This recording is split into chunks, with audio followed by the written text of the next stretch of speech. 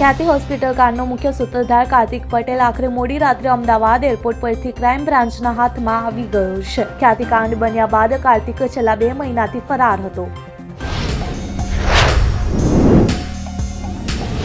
મુખ્યપ્રધાન ભૂપેન્દ્ર પટેલે વિદેશના મંત્રાલયના પોલિસી પ્લાનિંગ અને રિસર્ચ ડિવિઝનના નેજા હેઠળ ગાંધીનગર દ્વારા આયોજિત હેલ્થ ડિપ્લોમેસી અંગે સંવાદનો પ્રારંભ કરાવ્યો હતો.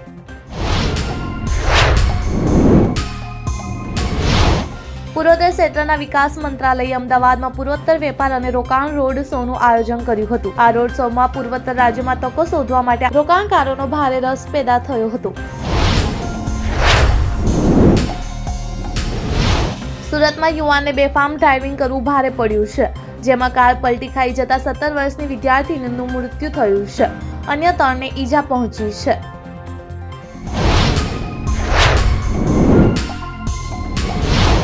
ફ્રોડ અથવા છેતરપિંડી કરનારા કોલ્સથી છુટકારો આપવા માટે સરકારે વધુ એક ખાસ એપ લોન્ચ કરી છે. આ એપની મદદથી તમે અજાણ્યા નંબરથી આવતા કોલ્સ અને મેસેજને બ્લોક કરી શકશો.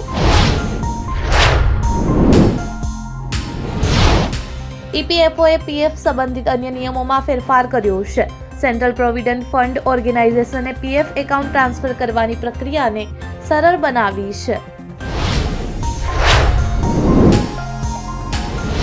કોલકાતાના પ્રખ્યાત આર્જીકર રેપ મર્ડર કેસમાં આજે ચુકાદો આવી શકે છે. 9 ઓગસ્ટ 2024ના રોજ હોસ્પિટલના કોન્ફરન્સ રૂમમાંથી 31 વર્ષીય મહિલા તાલીમાર્થી ડોક્ટરનો મૃતદેહ મળી આવ્યો હતો.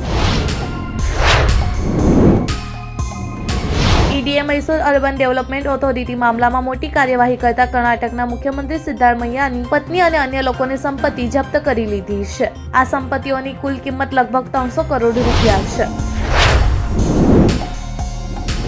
સંસદનું બજેટ સત્ર 31 જાન્યુઆરીથી શરૂ થશે, જેમાં રાષ્ટ્રપતિ દ્રૌપદી મુર્મુ સંયુક્ત સત્રને સંબોધિત કરશે. આ સત્રમાં 1 ફેબ્રુઆરીએ સામાન્ય બજેટ રજૂ કરવામાં આવશે. ટીવી ઇન્ડસ્ટ્રીના યુવા અભિનેતા અમન જયસ્વાલ, જેમણે ધરતીપુત્ર નન્ની શોમાં કામ કર્યું હતું, તેમનું નિધન થયું છે. અમન ફક્ત 22 વર્ષનો હતો.